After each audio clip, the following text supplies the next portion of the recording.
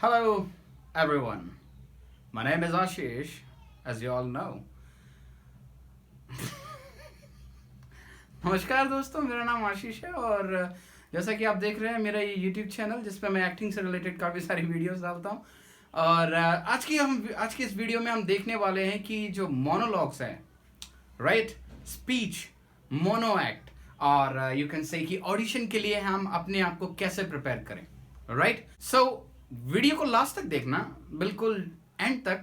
अगर जरा सा भी मिस करोगे तो आपका घाटा है और मेरा कुछ नहीं जाता है, समझे। चलो शुरू से देखते हैं। So first thing what we need to understand, जब हम मोनोलॉग प्रिपेयर करते हैं या फिर हम किसी भी ऑडिशन के लिए जब हम जाते हैं, एक्टिंग ऑडिशन के लिए, राइट, तो सबसे पहले हमें वो पता है क्या पूछते हैं, क्या आपने अपनी कोई स्पीच प्रिपेयर की है। हमारे पास होता है जवाब नहीं।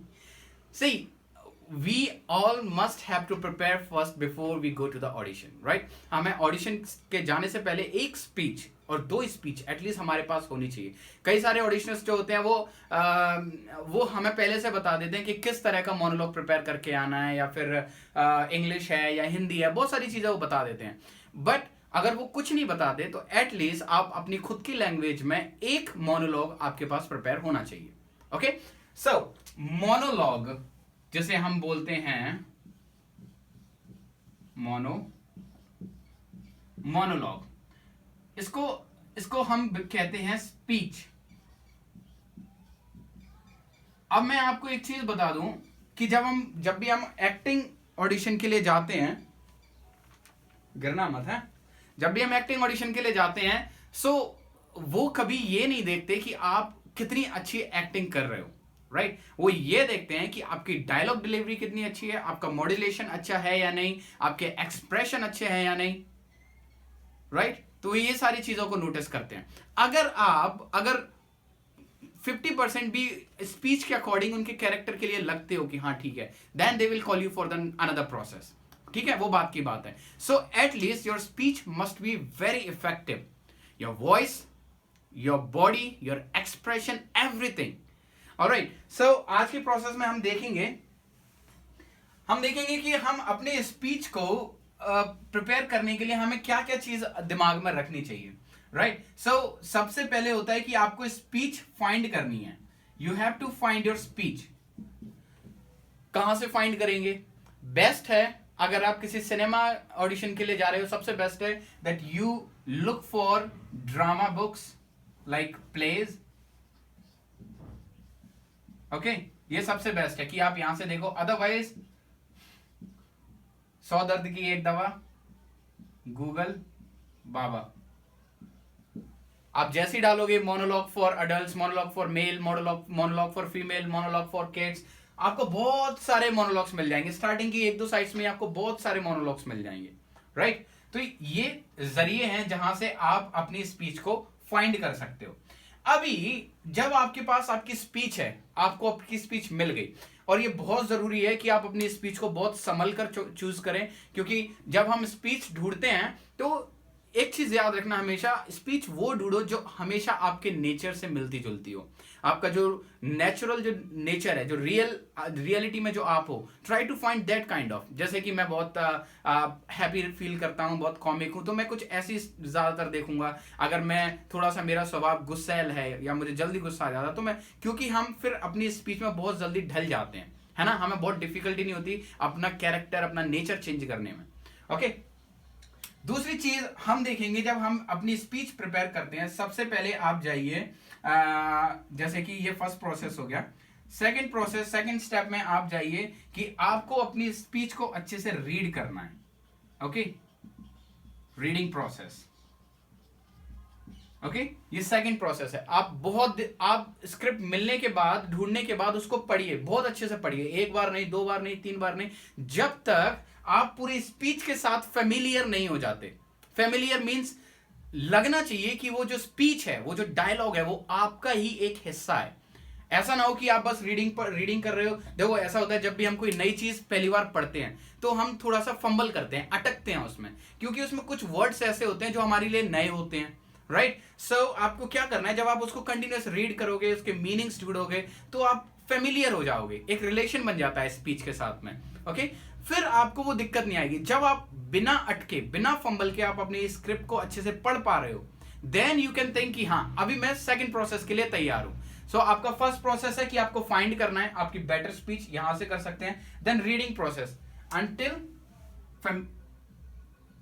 until become familiar, ठीक है। The third process is you need to understand. Now what do you need to understand? क्या क्या चीजें समझनी पड़ती हैं जब आप एक बार है ना थरोली आप अपनी स्पीच को पढ़ पा रहे हो बिना फंबल किए। फिर आपको अंडरस्टैंड करना है कि आपका इमोशन, ठीक है, पूरे स्पीच में आपका एक मेजर इमोशन क्या है। दूसरी चीज आपको अंडरस्टैंड करनी है कि मुझे कहां कहां पॉजेस लेने हैं, राइट। आपको देखा, ऐसे लोग रहते हैं, ये मैं बता रहा हूं, ये किसी ने कोई चोर नहीं है, ये बच्चों ने लात मारी होगी गाड़ी को। सो इमोशंस, पॉजेस, फिर आपको लेवल। अब लेवल यहां पे क्या है, लेवल आप समझ सकते हो कि आपके इमोशन का जो लेवल है वो आपको फाइंड करना है। कि जैसे मान के चलिए आपकी स्पीच बड़ी है, 2 पैराग्राफ में डिवाइड है, तो आपको अंडरस्टैंड करना है कि पहले पैराग्राफ में मेरे इमोशन का जो लेवल है वो कहां तक होगा। बहुत ज्यादा हाई होगा, अगर गुस्सा है, एंगर है मेरा इमोशन, तो बहुत ज्यादा एंगर होगा या बहुत माइल्ड होगा। वो आपको कैसे पता चलेगा? Second process, you read it carefully, right. उसके बाद आपको क्या पता करना है, पॉजेस हो गया, इमोशन हो गया, लेवल हो गया, वेरी गुड।